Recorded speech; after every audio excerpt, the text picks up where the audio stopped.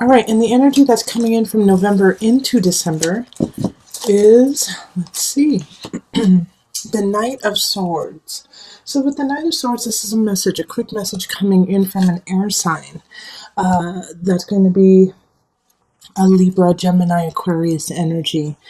Since we don't have anything surrounding it, it could be good and it could be bad. Let's see what happens with all the cards.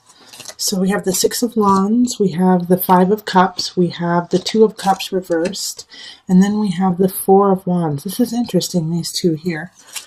And then we have the Seven of Discs, we have the Nine of Cups, the Ten of Swords reversed, and then the Ten of Cups reversed. This is so strange right here. Oh my gosh, I can't wait to get into it. All right, and then we have the Nine of Discs, and then the Three of Cups. All right, Capricorn, you have a really interesting reading. So I'm going to move everything up so you can look at it while I'm talking about it. Excuse me, I've been talking all day, so I'm a little hoarse. So right here, we have the opposites here. Okay, so we have the Two of Swords reversed, and then I have the Four of Wands right next to it. So it's like this disconnect happening.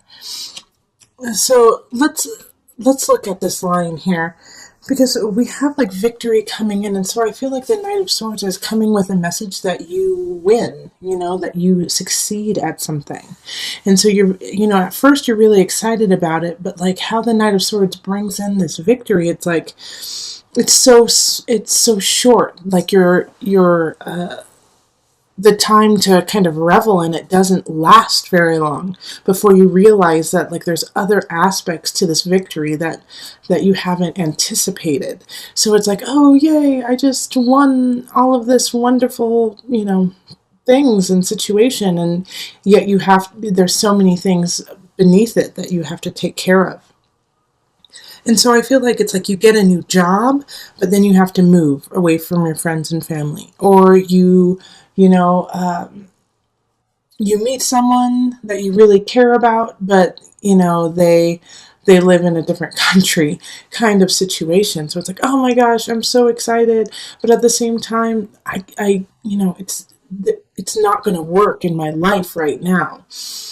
And because I see that with the Two of Cups, especially, and the Four of Wands, because it's this victory happens, but it's not, it's just not gelling all together.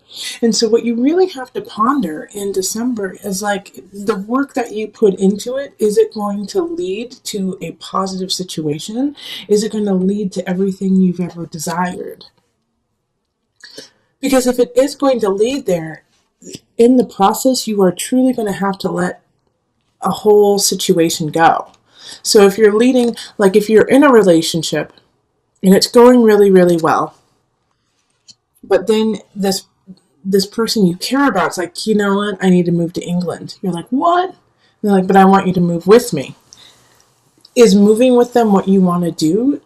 Is moving, if a company says, I want you to go somewhere, or I want you to switch departments, or I want you to do something completely different than what you're doing now, is it worth it to you to pick everything up that you've built and switch it over to this new thing? Because it will be a sacrifice, but what I see with it is it's worth it. Okay, because we have the Ten of Cups, we have the Nine of Discs, and we have the Three of Cups coming together.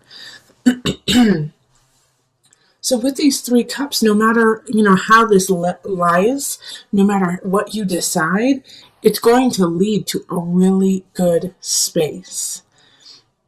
So congratulations, and I'm sorry you have to make a decision. Because it's you have some of the most positive cards here. The Four of Wands, the Ten of Cups, the Three of Cups, the Nine of Discs, the Nine of Cups. The Six of Wands. It's celebration, celebration, celebration. But at the same time, there is a disconnect, and you're focusing on this part of it that you're yeah, all this wonderful. These wonderful things are happening, but at the same time, I'm going to lose out on some things I really adore. But no matter what happens, know that you're going to land on your feet, Capricorn. That's what's so great about this. And so I feel like the Knight of Swords has ushered that in November and said, okay, these are the changes that are going to happen. For some of you, I do see like this aspect of marriage coming up. Like you might have proposed to someone, or they proposed to you, and it's like it might have not been done in the way you had wanted, but it happened, and now you're planning the wedding, and like some of the details aren't exactly how you wanted, but it's still a wonderful celebration, and it's still going to end in a really great union. But what the thing that I like that's holding me back on it being 100% of a great union is this Two of Cups in reverse. And then this Ten of Swords in reverse, too. And I don't necessarily think it's because the union is bad or that it's not a soulmate connection. I think you're afraid. I think you're afraid of the connection, and I think you're afraid. You're like, ooh, is this the one? Am I on the right path?